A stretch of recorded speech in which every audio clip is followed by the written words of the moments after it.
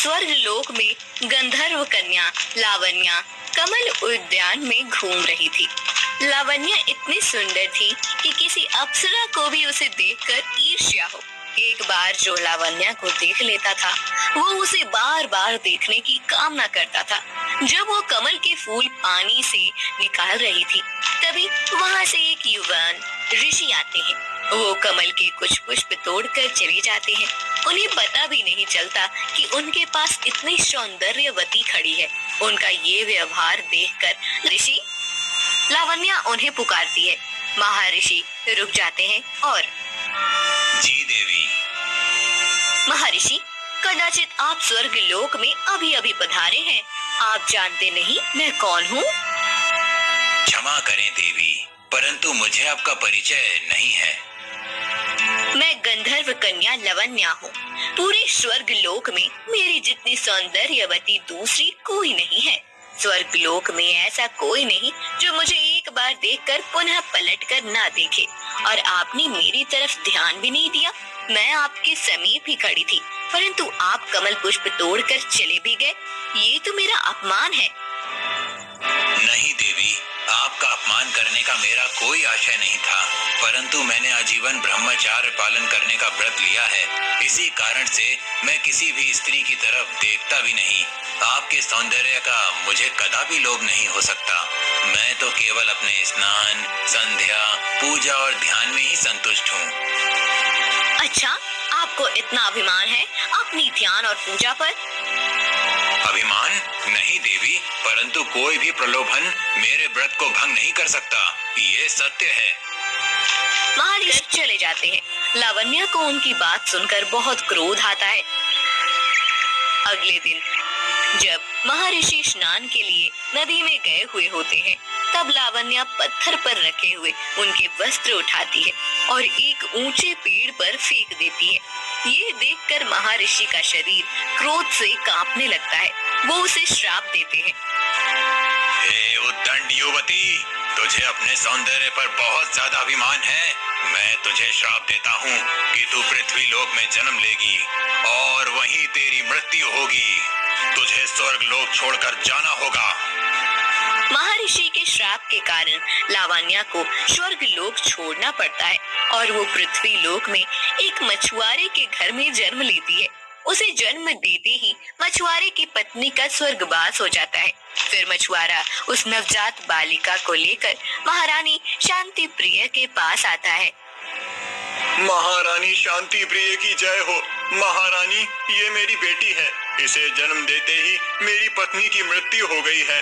मैं गरीब मछुआरा हूँ। यदि मेरी पत्नी जीवित होती तो इस बच्ची का पालन पोषण करती, परंतु अब इसका उत्तरदायित्व मुझ पर आया है। मुझे मछली पकड़ने के लिए कई दिनों तक समुद्र में रहना पड़ता है। ऐसी स्थिति में मैं इसे अपने साथ नहीं रख सकता और इसके लिए मैं अपना काम छोड़कर घर पर भी नहीं रह सकता। इसीलिए मेरा आपसे अनुरोध है कि आप इस बालिका को अपनाइए और मुझे इस दायित्व से मुक्त कीजिए।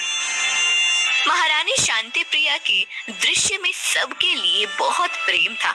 वो उस बच्ची को मछुआरे के हाथ से अपने गोद में ले लेती है। कितनी सुंदर बालिका है। मछुआरे, तुम आज से इस बालिका के दायित्व से मुक्त हो। ये अब मेरी पुत्री है। मेरे 7 पुत्र हैं। इसका मुझे संतोष था, किंतु मेरी ये सदा ही मनसा थी कि मेरी एक पुत्री हो। आज से ये मेरी पुत्री राजकुमारी देवयानी है। महारानी मछुआरे को वापस भेज देती है और उस बालिका को अपनी पुत्री बना लेती है। महाराज शंख शर्ण भी महारानी के इस निर्णय से आनंदित होते हैं।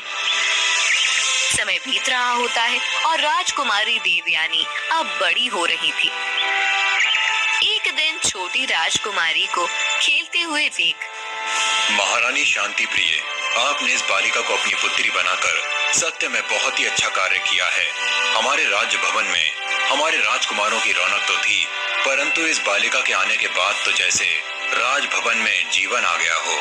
सत्य कहते हैं, एक पुत्री तो होनी ही चाहिए जिसके नुपुर की झनकार पूरे भवन में गूंजे। हाँ महाराज, परंतु अब देवयानी बड़ी हो रही है। हमारे राजकुमारों की भी भांति अब हमें राजकुमारी को भी शिक्षा देनी चाहिए। राजकुमारी देवयानी सौंदर्यवती है। यदि वो शिक्षा प्राप्त करके विद्यावती भी बन जाएंगी तो इस धरती पर उनके सर्वथा में और कोई राजकुमारी खड़ी नहीं हो सकती। महाराज शंकरशन को महारानी शांति प्रिया का प्रस्ताव उचित लगता है और राजकुमारी देवयानी की शिक्षा शुरू हो जाती है। उसी राज्य की एक विदुषी के पास देवयानी शिक्षा प्राप्त करने जाती है। कुछ वर्ष बीत जाते हैं और अब राजकुमारी देवयानी अब एक अति सुंदर युवती बन चुकी होती है। एक दिन, महाराज, हमारी बेटी अब विवाह के योग्य हो गई है। उसके लिए कई राज्यों से विवाह के प्रस्ताव भी आ रहे हैं। मुझे लगता है कि अब हमें उसके विवाह के विषय में विचार करना चाहिए। अवश्य महारानी, परंतु एक बार देवयानी से भी हमें पूछना चाहिए कि वो हमारी पसंद से विवाह करना उचित समझती है या उन्हें अपना स्वयंवर कराना है। हमारी पुत्री उच्च विद्या विभूषित है, बुद्धिशाली है, उसका वर भी उसकी भांति ही बुद्धिशाली होना चाहिए। फिर दोनों देवयानी को बुलाते हैं और पुत्री देवयानी, अब तुम विवाह के योग्य हो गई हो, इसीलिए हम तुम्हारे विवाह के विषय में बात कर रहे हैं। मुझे तुमसे पूछना है कि तुम विवाह करोगी या उसके पूर्ण तुम्हें स्वयंवर करने की इच्छा है। हमारी संस्कृति में कन्या को अपना स्वयंवर चुनने की अनुमति दी गई है और मैं चाहता हूँ कि तुम्हारा ये निर्णय तुम स्वयं लो। पिताश्री, मुझे आप पर पूरा विश्वास है कि आप मेरे लिए जो भी करेंगे वो उचित ही होगा, परंतु मैं अपना स्वयंवर करने की इच्छा रखती हूँ। मैं देखना चाहती हूँ कि हमारी धरती पर ऐसा कौन बुद्धिशाली है जो मेरे प्रश्नों का उत्तर देगा। देवयानी के इच्छा के अनुसार महाराज शंकरशन और उनके पुत्र मिलकर देवयानी के स्वयंवर का भव्य आयोजन करते हैं। स्वयंवर के लिए दूर दूर से राजकुमार आते हैं। देवयानी पहले ही बहुत सुंदर थी और स्वयंवर के समय विविध आभूषण और सुंदर वस्त्रों से सजी हुई और भी ज्यादा सुंदर लग रही थी।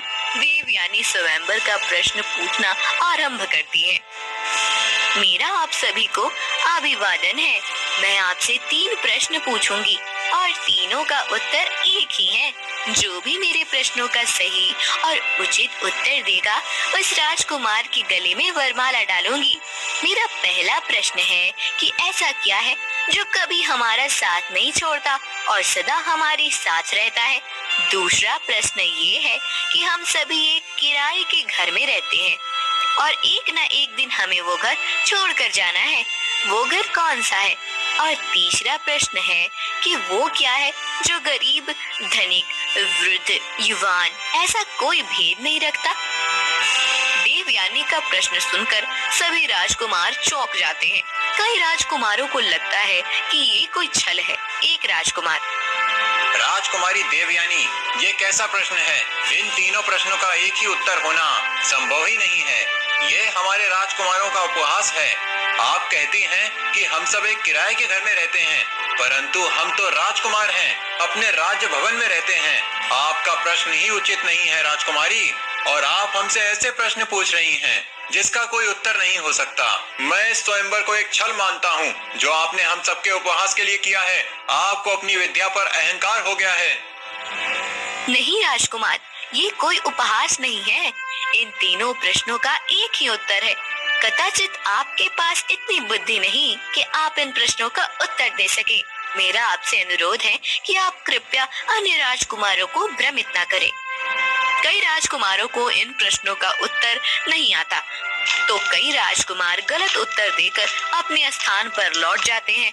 महाराज शंकरशन और महारानी शांतिप्रिया को चिंता होने लगती है कि अब राजकुमारी देवयानी का स्वयंवर कैसे संपन्न होगा।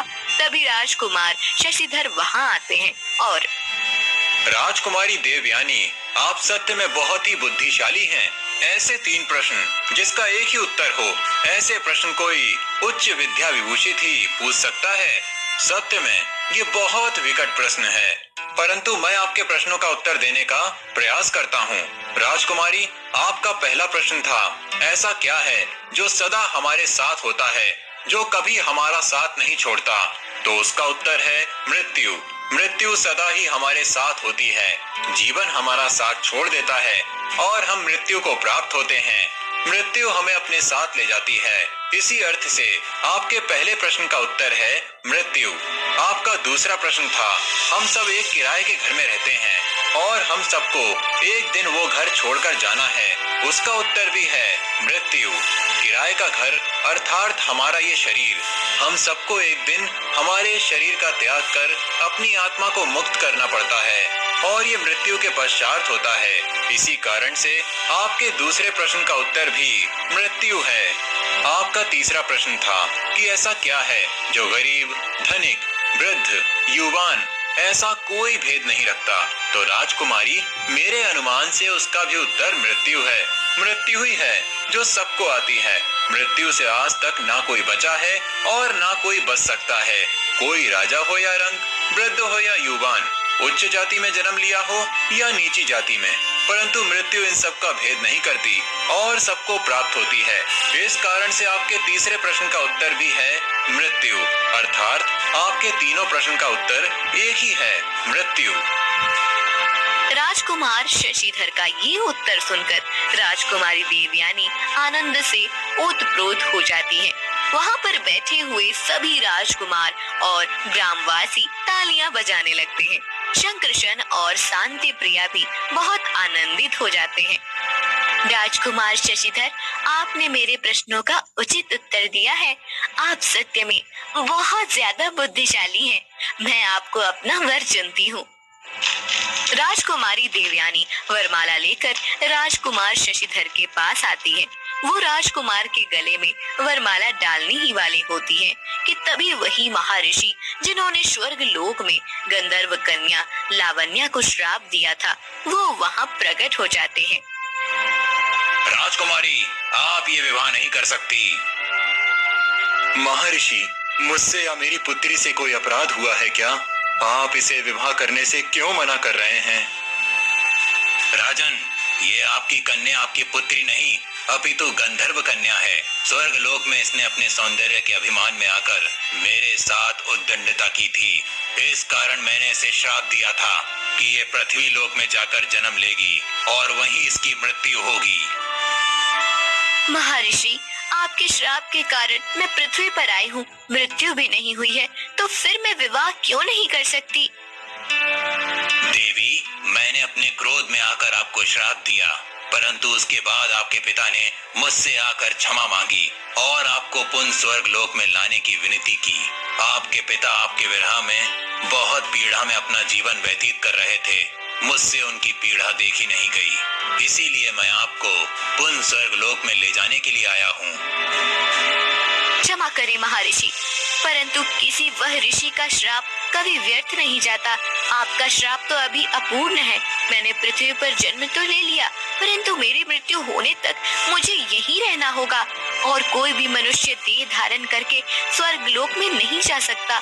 ये सत्य है, इसलिए मैं आपके साथ अभी स्वर्ग लोक नहीं आ सकती। मेरा आपसे अनुरोध है कि आप मेरे पिता से कहें कि पृथ्वी पर ये देह छोड़ने के बाद में अवश्य उनके पास आऊंगी, परंतु अभी मेरा उनके पास आना संभव नहीं है। महर्षि, आपने क्रोध में आकर मुझे श्राप दे दिया, परंतु वो श्राप मेरे लिए वरदान बन चुका है। मेरा बाल्यकाल उत्तम तरह से व्यतीत हुआ है और अब एक बुद्धिशाली मनुष्य के साथ विवाह करके मेरा उर्वरित जीवन भी सुख से व्यतीत होगा।